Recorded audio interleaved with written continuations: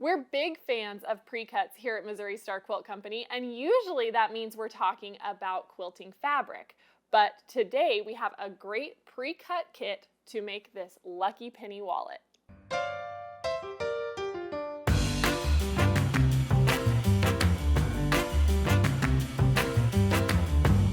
Hey everyone, I'm super excited about today's project. We're going to be making these great little wallets. They're called the Lucky Penny Wallet from Sallie Tomato, and we're excited to be partnering with them here at Missouri Star to bring you some of their great patterns and products.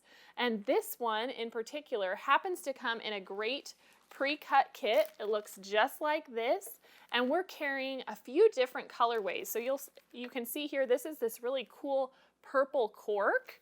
We have this awesome floral cork here, a navy faux leather, and then this great floral over here. And this is what I'm going to be using today to make our sample. But each of the kits comes with the pre-cut pieces, the hardware, like this version you see here, and great instructions, the full pattern. So if you wanted to ever make another one of these out of fabric or any other, extra cork or anything you have lying around, you could do that. It's all in the kit. So let me show you how we're going to do this. Let's go ahead and start by opening up our pattern, because a couple pages in here is kind of our guide sheet for the shapes of all the pieces. And when we're reading the pattern, we're going to want to refer to this because it lets us know which piece is what. And so it gives you great tips here as well if you're using kraft-tex, which is another great material. It shows you how to lay it out based on the size of that material. If you're using cork or vinyl, it shows you how to lay out all of your pattern pieces so that they'll fit in the most economical way. And I love that they've given us that tip here in the pattern. So because we're using a pre-cut kit, we don't have to cut anything out. This is really just a guide. And so this side here is for the inner panel. And so I'm going to find the inner panel of my wallet itself. I lost the word there. And there's a few marks I need to make on it. And so I'm just going to use this as a reference guide and lay my inner panel right next to it. And then I'm going to use my little ruler and measure up. And so from a 1/2 inch from the bottom of this panel, I need to make a mark. So let me grab a pin. And these marks that I'm making are all going to be enclosed inside of seams, so you're never going to see them. You can use whatever kind of marking tool you want. I'm using a really fine micron pin to do that, and I just want to make sure I have a few little guides. So I'm measuring up a 1/2 inch, and I'm just going to draw a line, and it looks like it's supposed to be about 3 inches long. So if I just center this up here, that's close enough. It's really just a guideline. Now I'm going to move up another 1/2 inch from that first line and make a second guideline. So I have both of those ready. I know it's a little bit scary to mark on that beautiful cork, but I promise you're not going to see any of those markings. Then we also need to find the placement for our little ID pocket. So I'm going to measure in, and it's 1.5 inches from the outside of this, and it is up 1/4 inch. So if I make my first mark, and these ones I'm just making a little tiny dot because you will see this part, but we just want a little guide of where to put the pocket when we start stitching. So it's 1.5 inches and 1/4 inch, so I'm just going to do one tiny dot that I can look for later.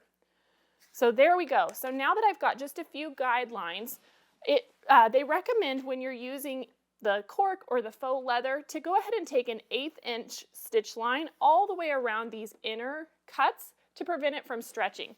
I've gone ahead and done one already, but let's go ahead and do one together.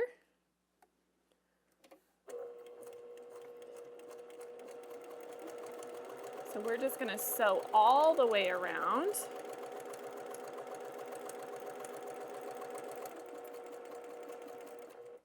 And pivot.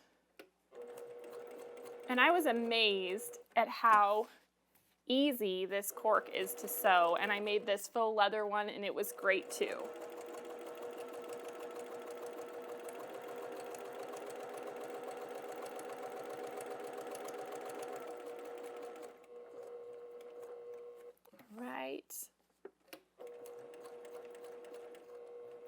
do one little back stitch to lock that in. And there we go. I'm going to go ahead and trim my threads so I don't have those peeking through.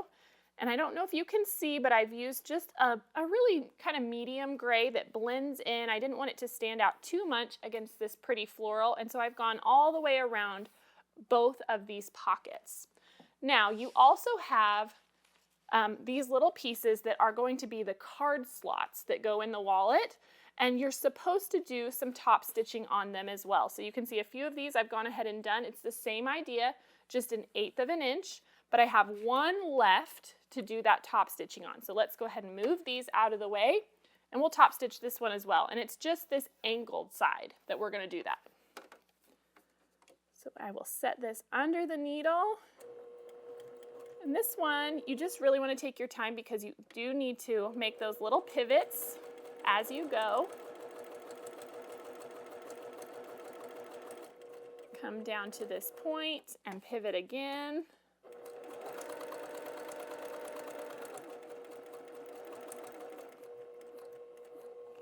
And one last little pivot. There we go. So now the top stitching is complete on all of my pieces. So let's go ahead and talk about how we're going to begin assembling this. Because as you can see here, there's really 2 different versions of this wallet you can make. This one, which this option is also included in the kit, you have this piece to add this strap, so there's not actually a buckle or any hardware that you have to install. And so you can see here, the top flap just tucks into this little strap and it opens up just like that. Whereas this one, if we want to add this hardware, we need to focus on that now. So I'm going to show you guys how to do the hardware because I think it's super fun and it comes in the kit. So I want to make sure you know how to do it. So I'm going to set these pieces aside for just a moment and we're going to bounce over to that. So this is the piece that we need to use for our hardware. When you open the pattern, there is the standard pattern instructions, which is to make this flap version, but then there is also a bonus, it says bonus lucky penny closure hack if you're going to use the closure that's enclosed. And so this is really great. You want to make sure you read through that because it gives you all the tips you need in order to install it. So to begin, we are going to flip this over to the wrong side. And you can see I've gone ahead and made a few marks here, but we're going to open it up because the first thing we need is this little, they call it a washer. It's kind of a funny looking washer, but this is what we need. And then you want to test your closure because some of these are different and figure out which of these slots the little prongs are going to fit into. And so ours go one in on either side. Hopefully you guys can see that. I'll set it here. So you can see these little prongs on the closure are going to match up with these right here. So one in from the edge. Okay, so just like that, we know which holes we need now. And so we can measure up. Let me show you how I got these marks. So we actually want to measure up 1 5/8 inches, which that is just the little dash past the 1.5 inch line. And so I've got that all lined up across there. And then you take this washer and you center it up. And so I know that I need to be right here on this line. That is the center of my wallet, right where my finger is. And so then I can use that micron pen and I'm going to make a mark in those 2 slots that I know the prongs are going to fit into. So I've gone ahead and done that. And now we can take our seam ripper. Seam rippers are so handy. There's mine. And we are going to poke 2 little holes right on those little marks. So I'm just going to poke my seam ripper through and slide it just a tiny bit so I've got an opening. And I'm going to repeat that here. Poke it through the bottom and slide it just a bit so I've got 2 little holes that I've made in the cork. And so what that does is it allows me to take this hardware and find those holes on the front. It's hard to see in the cork. There we go. and we can poke it through, just like that. And so then it pokes through on the back. So now we can take that washer, and we know it's one in from the edge, and it slides down over it. And if you want to get some pliers or something, this is a really heavy-duty metal, but I found I could just do it with my fingers. So I'm just going to now press these little tabs out to either side, almost like a brad. And so you can see how that looks. And this is, remember, all on the inside of our fabric. And so that's just like so. It's ready to go. So when you read on the closure hack that's included, it recommends using a scrap of corks that's 2 by 3 inches high. Well, when you do the pre-cut kit, you don't have any scrap cork, but if you're using the closure, you don't need this little strap. And so I found a really good tip. I went ahead and cut mine 3 inches wide, and so I know it's much skinnier than 2 inches, but if we just cut this at 3 inches, then I can center this up over the back, because all we're trying to do here is reinforce an extra layer behind the clasp so that it doesn't wear through our wallet, right? We want to make sure this is nice and sturdy and has enough stability behind it so that the clasp isn't going to ever pop loose. And so because this is much narrower, I'm not going to sew on these long sides. I'm just going to sew a straight seam on these 2 ends. So let's do that really quick. And because it's 3 inches long, I can get this under the machine without worrying about the clasp.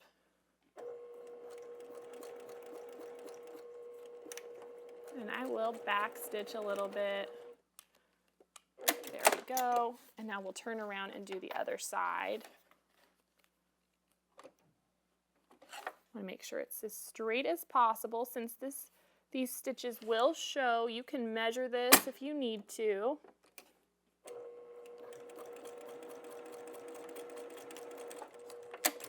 All right. And that is perfect. And because this print is so vibrant, you can't really even see the stitches, so you don't have to worry about it at all. But I do like to trim my threads as I go on projects like this, just so that they are not in my way later. So I'm going to take the time to do that. And now this piece is ready to set aside, but that's how you put in the first part of the clasp. And you can see it's really very simple. And I didn't have to have any crazy special tools. We will need a small screwdriver for the other half of the clasp, so keep that in mind. All right, so now let's come back to this. We have our markings that we made and all of our pieces that we have top stitched the little edge, and we're going to begin by lining up this bottom piece, or the bottom of this piece, I should say, with the line that we made. And then either end should line up with the sides of our wallet. And so you can see right there, that's on our line, and my sides are lining up. And then I like to use these little wonder clips because we don't want to pin and leave holes. So I'm just going to clip this in place, just like so. And then we'll add the next layer. And this one, I want to make sure you guys can see these shapes. They're 2 identical shapes that look just like this. So it's kind of this wide V, and there's 2 of them. That's the first one I put down, and then this one. And so they just kind of butt up right next to each other. Whoops, throw in my clips. We're going to do the same thing, clip that one in place. And over here, oh, actually I got ahead of myself. I'm glad I caught this. Before you add the second one, we want to top stitch the bottom edge of this so that our cards don't go sliding through. Whew, that was a close call. I would have been really frustrated with myself. All right, so just along the bottom end. So it's easier to see on this piece that's not against the backing. We're just going to sew straight across here on this bottom edge. Just again with about an 1/8 inch seam. And I am going to back stitch, because we don't want these to come undone. There we go. And now I can add that second piece. just like so. We'll clip the sides so it stays nice and straight. And we'll do the same thing, sew that 1/8 inch seam across the bottom.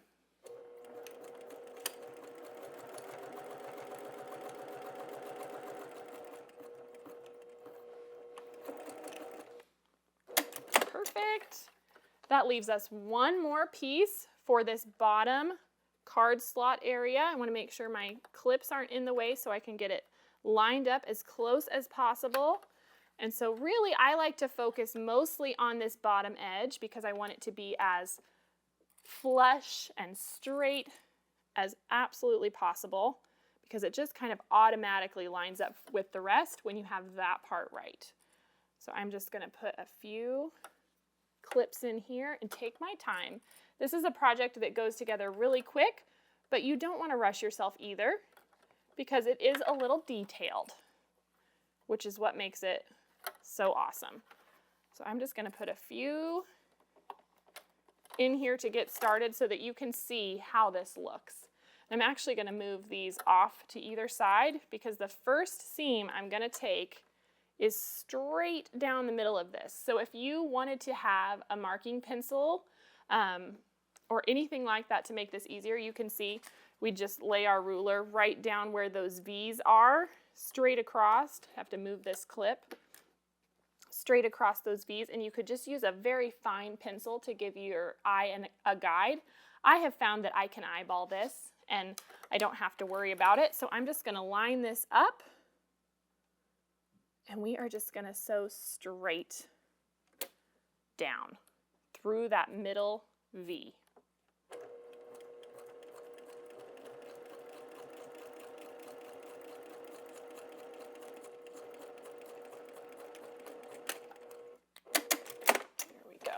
I'm going to take the time to trim those threads so I don't have to worry about it later. It's always a good idea on projects like this with these little details. All right, and now we're going to add this ID pocket that goes in the center here. Remember we made that tiny dot, that reference dot. And so I'm just going to line the corner of this up with that reference dot, and I want to make sure that this stays about 1/4 inch up. This is kind of in a tricky place to pin. That's why I like to have that one little spot that I can see. And so that looks good to me. I think I have that centered, so I'm just going to sew on 3 sides here so that the top is open for our ID. And I'm just going to hold this in place just like so. Do one little back stitch, come down to this point and pivot, and then I'm still lined up with that mark I made myself, so we're doing great. And zoom all the way down this bottom side, and then turn on the last side and back stitch at the top. There we go. We have that done. Trim those threads again. Okay, all of the components for the inside of the wallet are together. And so now we can sandwich the outside with the inside. We don't add the last part of the clasp until the very end. So we are going to sandwich this all together. I know I've got a wild amount of clips down here, so I'm just going to ignore those for now and start up at the top. Just lining this top end up. And then I'm going to put a few clips there. Again, this is one of those projects that we're making it ourselves, but when it's all done, we want it to look as professional as possible, right? So I'm just going to put plenty of clips to try and make sure there's as little shifting as possible while I line this up. There we go. And now because the center is sewn, I don't have to worry about these not being in the correct place, but I do have to kind of watch them as I approach the machine. So I'm just going to take and only put one clip down here on this side, and that looks pretty good. I'm just making sure at the very bottom we actually have 3 layers of the cork. This is the thickest part down here, and when I was making it, this was the trickiest part. There was a couple times when it shifted on me, and so I'm actually going to start with this seam since it can be the most unforgiving, and so I just want to make sure that that is lined up and looks good, and it does. So that bottom edge is where we're going to come back and start once we finish pinning all the way around. Okay, I think I just need one more clip there. So you can see we've got it all lined up and ready to go. So I'm going to go ahead and take out this pin, and I'm going to start here in this bottom corner, and we are going to tackle this thickest part first, just because we might as well get it out of the way, right? And because it is a little bit thicker and I ran into some shifting, I'm going to make this just a hair wider than that 1/8 of an inch. I want it to be as close as possible so that that top stitching looks even all the way through the project. But I just want to give myself a little bit extra room because I'm working with 3 layers. So I think you will appreciate that tip. I found it was helpful for me. So I did back stitch at the start, and we're just sewing straight across.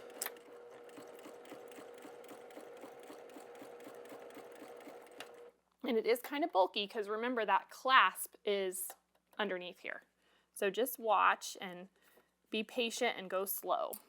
So now we're getting towards this other end.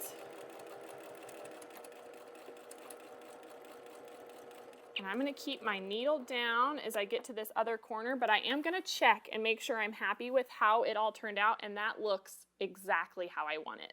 I've got even stitches all the way through all 3 layers, and so now that I know that, I can pivot and we can continue all the way around the wallet. So that's what we're going to do.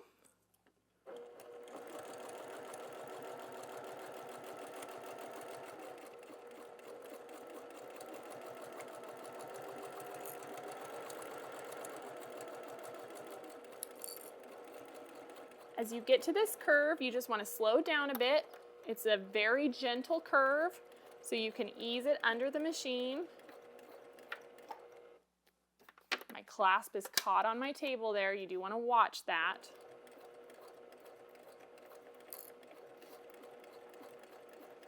There we go. You can see we made it through there nice and easy. And we've got this straight stretch before we come into another curve.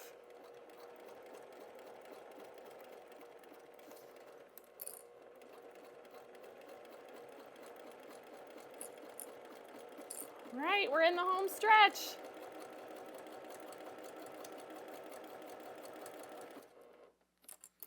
There we go.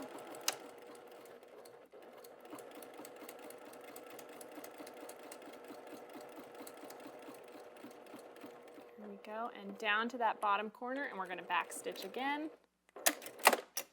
Look at that! It comes together so fast. Again, let's trim those threads so this looks nice and tidy. And then let's add that last part of the clasp because that's all that we have left. So I've got a small screwdriver here, and I'm going to use that to open this up. And on this back side, there are 2 Phillips head screws. And so let's just go ahead and open those. We need to take this apart. Sometimes they kind of are stuck, so you have to work them a little bit. There we go. Got it to break loose, and you don't want to lose these, so I recommend putting it back in this little package because we don't have any extras of the screws. So I'm just going to close those back up in there so I don't have to worry about them running off for safekeeping. There we go. All right, so now we have the 2 halves of our clasp.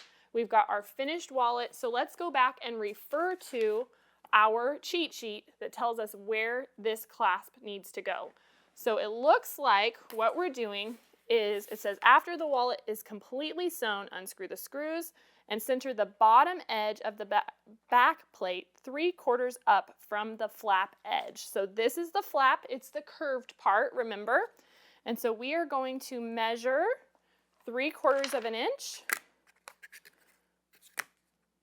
from this back edge. And we do need to make sure we're centered.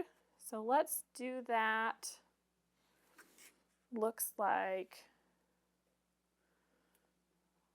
if we go up 3/4 of an inch, right in here should be my center. And we are going to take this part of the clasp where you can see the holes, and we're going to sit this right in here, just up from the 3/4 inch mark. So you can see I've just set it on here. And then we're going to use that same micron pin, and we are going to carefully mark these outer holes and this inner oval. So now I can remove this, and you can see on the cork where I've made those marks. Now this was the part that was the trickiest for me, because it says now draw an oval around all 3 markings, only slightly larger, and then we're going to cut out that oval. So you do have to kind of freehand this part. And so I just went out a little ways around those marks, and you can tell I'm not great at drawing, but I'm doing my best. And this is the part we're going to cut out. Now, because remember, this is our sewn wallet, so you can see my markings here. We have quite a few layers. So I found, again, to get started, just like we did when we installed this part of the clasp with the seam ripper, I found it really helpful to go ahead and through the first layer of cork right in the middle, I just ran my seam ripper. And you can see that just gives me a starting point. And then you can take little scissors in here, and we can take our time and cut this out. And I just worried about 1 layer at a time. Once I got through this first layer, then I could kind of see where it needed to go for the second layer. Does that make sense? And I can poke through it with the seam ripper just like I did. So we're just going to cut around this mark that I made.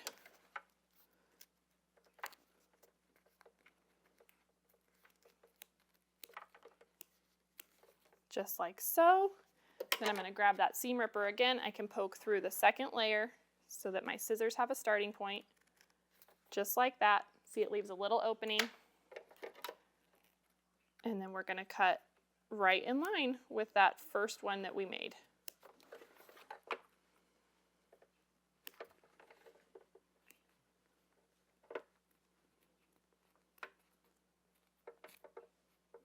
You do want to make sure your scissors are nice and sharp, obviously, because this is thicker than normal fabric, but easy to sew and easy to work with. Just make sure, do a little bit at a time.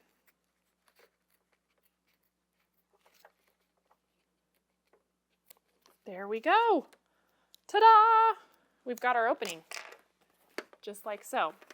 All right, so then the finished part of our clasp is this kind of beautiful antique bronze side, and so that needs to be on the outside. So I'm going to poke this through, and what I'm looking for is that I want this to fit with just a little bit of excess, and this worked out perfect. The first time I did it, I had to go back and trim a little bit more. So you can see now where we're going to add the screws plus the clasps, I have plenty of room there.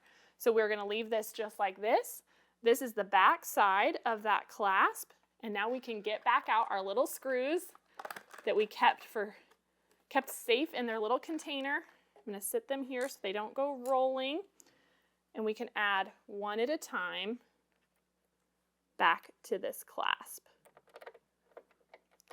So we don't have any crazy hammering or anything wild like that we need to do to install it. It's all really manageable. And there's that first one and the second one. Just make sure they're nice and tight. And you guys, we did it! Look at that! So now this just closes up. We can insert that in the clasp, And it is just as simple as that. This was such a fun project. I love that it's all pre-cut, and I love all of the beautiful different materials that it's made out of. I want to make sure you guys notice these other beautiful Sallie Tomato projects that are hanging beside us. These patterns are available here at Missouri Star Quilt Company, so be sure to check them out. As you can see, they write wonderful patterns and make bag making very approachable and simple for every sewer, so don't be afraid to dive in. I also want to point out this adorable cork. They call this their coloring book cork. It's this floral that we've made this wallet out of here, and I just think it's so darling. And remember, this is the flap version of that wallet. And so you can actually color these with your fabric markers, or even a Sharpie, a permanent marker would work. But I thought I would pick a little flower on here and show you guys on the back how quickly we can just add our own little bit of ooh-ah. So I'm just going to color this little flower in red right here. Isn't that such a fun way to customize your own personal wallet even more? So I hope you guys enjoyed this project. I'm sure you'll be seeing much more from us and our friends over at Sallie Tomato. And until next time, I hope you have a great week. Hey everyone, it's Misty. Thanks for watching at home. If you aren't already a part of our Missouri Star family, be sure to subscribe and hit the bell if you want a notification every time we release a new video. I'll see you next Monday on the newest episode of At Home.